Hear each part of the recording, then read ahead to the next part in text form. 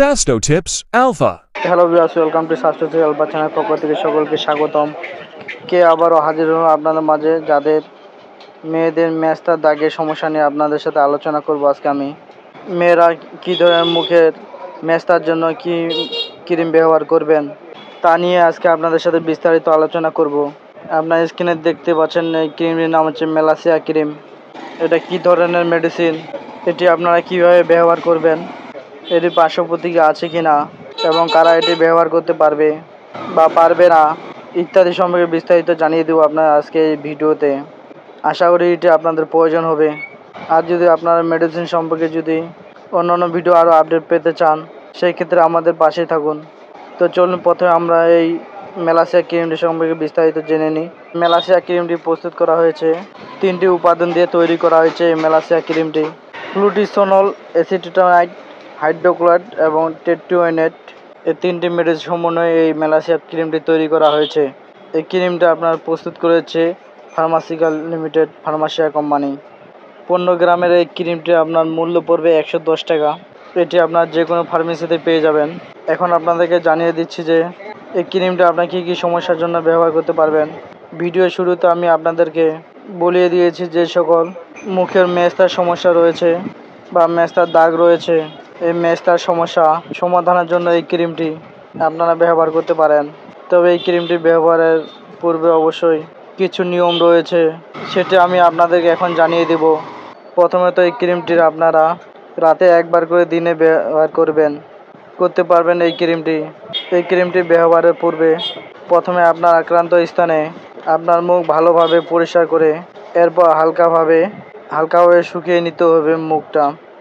এই ক্রিমটি পরিষ্কার করা আক্রান্ত স্থানে আস্তে আস্তে করে চারপাশে হালকাভাবে লাগিয়ে দিতে হবে এবং হাফ ইঞ্চির মতো আপনার চেহারা জুড়ে এই ক্রিমটি আপনাকে লাগাতে হবে। এই ক্রিমটি ব্যবহারের পর আপনার সকালে আবার মুখ ধুয়ে ফেলবেন।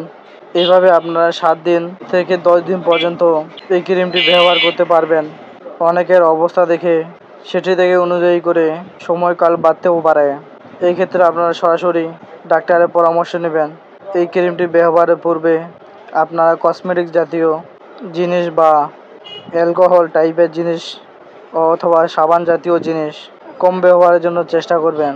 আর যখন আপনারা বাইরে যাবেন তখন সূর্যের আলো থেকে সূর্যের তাপ যেন আপনার মুখে না পড়ে বা আক্রান্ত স্থানে না পড়ে, তার জন্য আপনারা অবশ্যই সানস্ক্রিন লোশন ব্যবহার করতে পারেন। তো এই বিষয়টা আপনারা মাথায় রাখবেন। এখন আপনাদেরকে এই ক্রিমটির পার্শ্ব প্রতিক্রিয়া সম্বন্ধে জানাচ্ছি।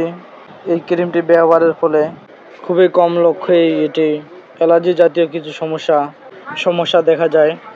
যেমন আপনার চামড়া উঠে যাওয়া, ত্বক জ্বালা পোড়া করা, ত্বক শুষ্ক হয়ে যাওয়া বা চুলকাতে থাকা বা ত্বক লালচে ভাব হওয়া, এই সমস্যাগুলো হতে পারে। আর কম সংখ্যক লোকের শ্বাসকষ্টের সমস্যা বা হাঁপানির সমস্যা হতে পারে।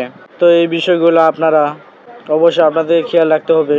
আর যে সকল মহিলারা প্রেগনেন্সির অবস্থায় রয়েছেন তারা কিন্তু এই মেডিসিনটি ব্যবহার করতে পারবেন না। সেই সাথে যে সকল মহিলারা বাচ্চাকে বুকে দুধ খাওয়ান তারাও এই মেডিসিনটি ব্যবহার করবেন না। এই হচ্ছে মেডিসিনটির ব্যবহার বা কাজ। এটি কিন্তু আপনারা বাচ্চাদেরকে ব্যবহার করাতে পারবেন না, এটি শুধু প্রাপ্তবয়স্ক ব্যক্তিদের জন্য। এই হলো আজকের মেলাসিয়া ক্রিমটি সম্পর্কে বিস্তারিত আলোচনা। আজকের মতন ভিডিওটি এখানে শেষ করতেছি। আপনারা সকলে ভালো থাকবেন, সুস্থ থাকবেন, ধন্যবাদ। আর এই মেলাসিয়া ক্রিমটি সম্পর্কে যদি বিস্তারিত কিছু জানার থাকে বা কোনো প্রশ্ন থাকে আপনার মনে, তাহলে আমাকে কমেন্ট করতে পারেন। আমি যথাযথ আপনার প্রশ্ন উত্তর দেওয়ার চেষ্টা করব। তো ভালো থাকেন, সুস্থ থাকেন, খোদা হাফেজ, আসসালামু আলাইকুম রহমতুল্লাহ।